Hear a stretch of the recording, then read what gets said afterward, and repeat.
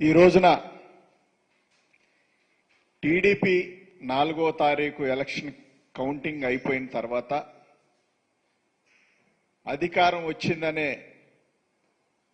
సమయం వచ్చిన తర్వాత ఈ రాష్ట్రంలో చేసిన దాడులు, ఈ రాష్ట్రంలో చేసిన అల్లర్లు, ఈ రాష్ట్రంలో చేసిన దాడులు చిన్నా చితుకువి కావు. కొట్టి చంపడం అయితేనేమి, కొట్టడం అయితేనేమి,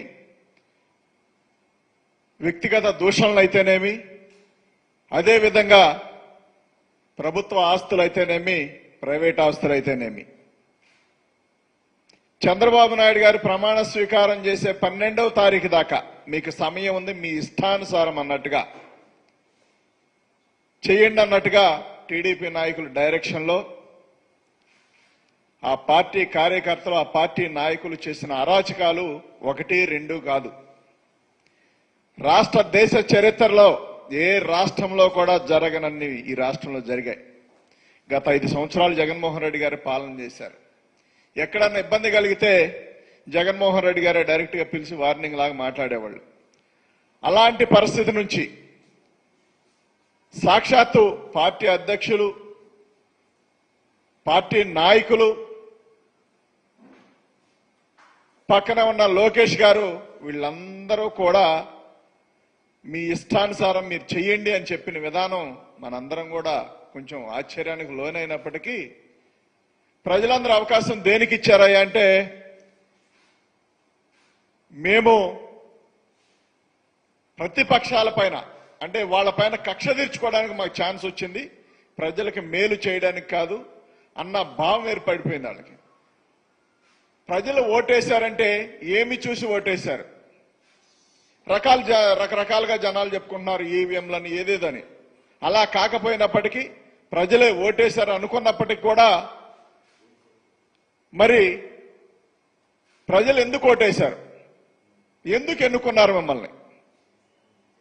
ఇదే ద్వారానైతే పోతే వైఎస్ఆర్సీపీ ఏమీ చేయకపోయినా తప్పుడు ప్రచారాలు చేసి అది చేసింది ఇది చేసిందని చేసి తద్వారా కొంత లబ్ధి పొంది ఇంతకంటే బెస్ట్ పాలన ఇస్తాం, ఇంతకంటే మరి బ్రహ్మాండమైన అవకాశాలు కల్పిస్తామని చెప్పి నిరుద్యోగులకు, అవ్వాతాతలకి రకరకాల ఆశలు పెట్టారు. ఇలాంటి తరుణంలో మీకు ఇచ్చిన అవకాశాన్ని ఉపయోగించుకొని రాష్ట్ర ప్రజలకు మేలు చేస్తారేమని చెప్పి రాష్ట్ర ప్రజలందరూ ఎదురు చూస్తా ఉన్నారు. ఎవరికి ఓట్లేసినా ఓ 5%, 4%, 6% ఇలాంటి వాళ్ళు నోటర్లుగా అంటే ఎవరు మేలు చేస్తే వాళ్ళకు ఓట్లేసే వాళ్ళ వల్లనే ఈ రాష్ట్రంలో రాజకీయ పరిణామాలు మారుతూ ఉంటాయి. మాకు కూడా అదే జరిగింది. ఒక 5-6% ఓటింగ్ మారితే అధికారం మా చేతిలో ఉండేది. 5-6% ఓటింగ్ మారి మీకు అవకాశం వచ్చిందంటే ఆ నోటర్లుగా ఉన్న పీపుల్ మిమ్మల్ని కోరుకున్నారు, మీకు అవకాశం ఇచ్చారని చెప్పి మీరు భావించాలా. ఇవాళ మీడియా పనిచేస్తా ఉంది, సోషల్ మీడియా ఉంది. ఎక్కడ ఏం జరిగినా మరి కనువిప్పు జరిగే విధంగా చూపిస్తా ఉన్నారు. కానీ మీకు అవేమీ పట్టదన్నట్టు, మాకు సంబంధం లేదన్నట్టు, కళ్ళకు గంతలు కట్టుకున్నట్టుగా మూకుమ్మడ దాడి. ఇవాళ తిరువూరులో ఎంపీపీ ఇల్లు, వాళ్ళకి అన్ని పర్మిషన్లు ఉన్నాయని చెప్పుకుంటా ఉన్నారు. సరే, ఉన్నా లేకున్నా అధికారులు చేయాల్సిన పనులు ఎమ్మెల్యేలు చేయడం ఎంతవరకు కరెక్టో ఆలోచించాలని అవసరం ఉంది. దాంతో అధికారులకు మీరు ఆర్డర్ ఇస్తే తప్పు ఉంటే వాళ్లే నోటీసులు ఇచ్చి వాళ్లే దానికి పరిష్కారం చూస్తారు. తగదనమ్మా అని ర్యాలీగా కొంతమందిని తీసుకొని జేసీబీలు తీసుకొని వెళ్ళి ఇళ్లు పడగొట్టే పరిస్థితులు చేస్తా ఉన్నారంటే మనం ఎటుపోతా ఉన్నాం? ఈ రాష్ట్రాన్ని ఎటు తీసుకుపోవాలనుకుంటా ఉన్నారు. లేదు, 5 సంవత్సరాలు ఛాన్స్ ఇచ్చారు కాబట్టి ప్రతీకార ద్వారానే వెళ్దామా, ప్రతీకారమే తీర్చుకుందామా, లేదు ఈ 5 ఏళ్లు పాలన చేసి మళ్ళీ ఇంతకంటే బెస్ట్ గా పాలన చేసి మళ్ళీ ఇంకో 5 ఏళ్లు ప్రజలను అవకాశం అడుగుదామని ఆలోచన చేస్తే వీళ్ళు మాత్రం మళ్ళెటు ఈ హామీలు నెరవేర్చే పరిస్థితి లేదు. కాబట్టి వీటన్నిటి నుంచి డైవర్ట్ చేసే విధానం, గొడవలు పెట్టుకొని భయపెట్టి, నిన్న చాలా మంది పెన్షన్ తీసుకున్నారు పాపం. వాళ్ళందరూ వాళ్ళు మాట్లాడుకున్న మాటలు మీరు ఒకసారి వినండి.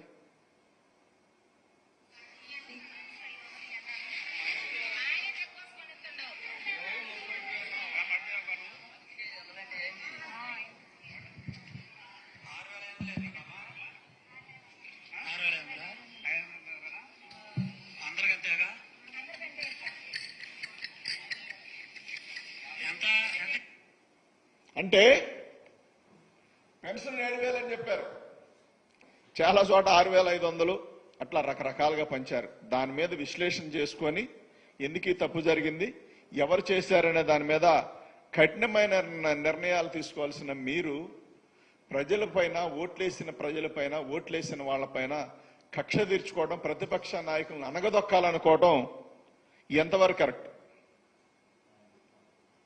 ఇదే సిద్ధాంతం మనం కొనసాగిస్తే, ఎవరికి అవకాశం వచ్చినప్పుడల్లా వాళ్ళు చేసుకుంటా పోతే ఈ రాష్ట్రాన్ని దేంతో పోలుస్తారు? గమనించాల్సిన అవసరం ఎంతైనా ఉంది. ఇష్టానుసారంగా పోదాం, ఇష్టానుసారంగా చేద్దామని అంటే గత 5 సంవత్సరాలు జగన్మోహన్ రెడ్డి గారి పాలన ఇది జరగలేదే. ఎవరినైనా కొట్టారా? ఎవరినైనా తిట్టారా? ఎవరిళ్ళైనా పగలగొట్టారా?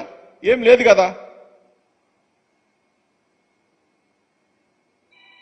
మీకు ఛాన్స్ వస్తే, మీరు అవకాశం ఇస్తే, మీకు అవకాశం ఇస్తే మీరు పాలించుతారు, గొప్ప పాలన చేస్తారని చెప్పి రాష్ట్ర ప్రజలు అనుకున్న తరుణంలో ప్రజలందరూ కూడా బాధపడి, అరే ఇలాంటి వ్యక్తులుగా మనం ఓట్లేసింది, ఇందుగా ఓట్లేసింది అనుకునే మాట్లాడుకునే సందర్భాలు వచ్చినాయి. అంటే ఏది ఎన్ని రోజులకి? నెల రోజులు కాల.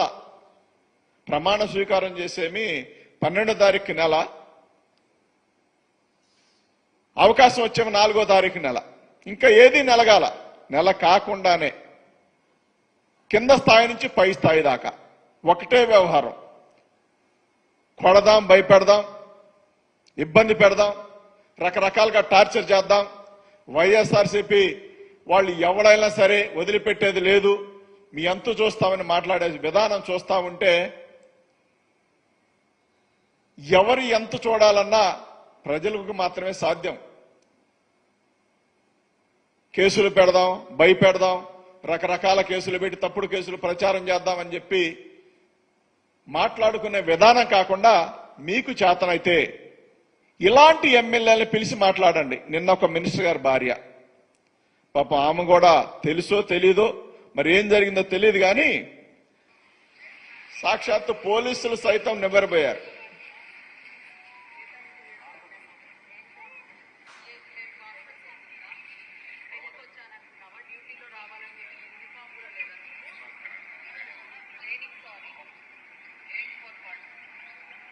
విన్నారు కదా.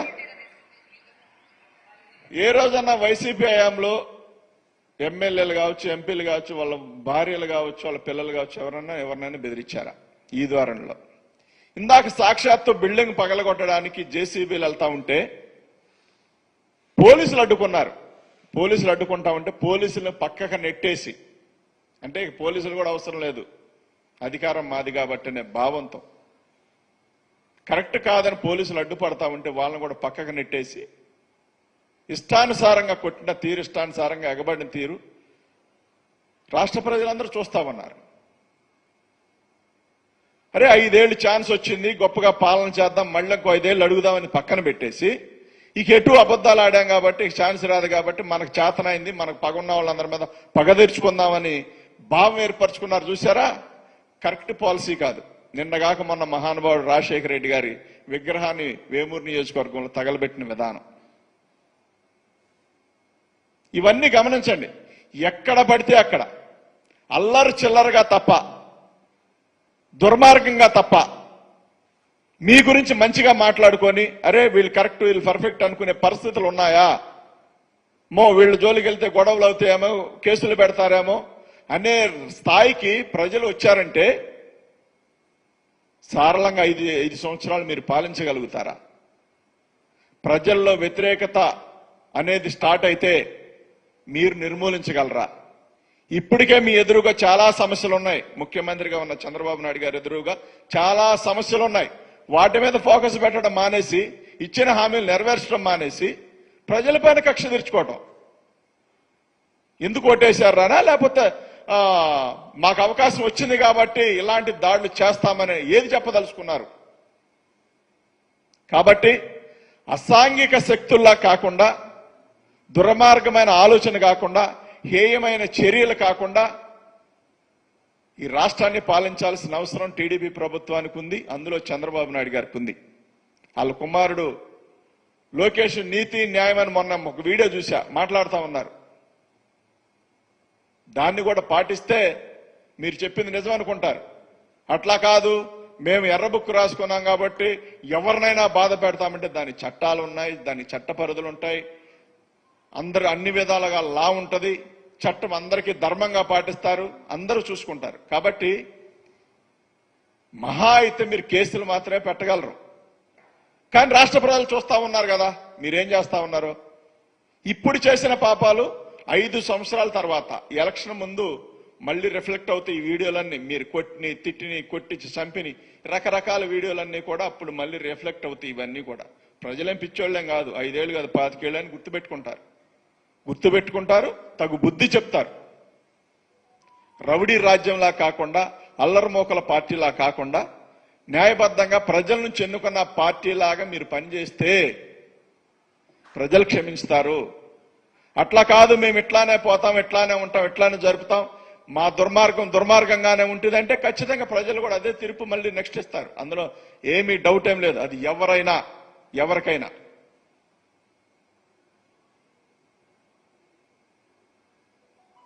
ఖచ్చితంగా మీ దుశ్చర్యలపైన కేసులకు వెళ్తాం, కోర్టులకు వెళ్తాం. ఎవరైతే అధికారం చేతబట్టుకొని ఇష్టానుసారంగా ప్రలాగుతున్నారో వాళ్ళందరిపైన ప్రైవేట్ కేసులు కూడా వెనకాడకుండా ముందుకెళ్తాం. అందులో అనుమానం ఏమి లేదు.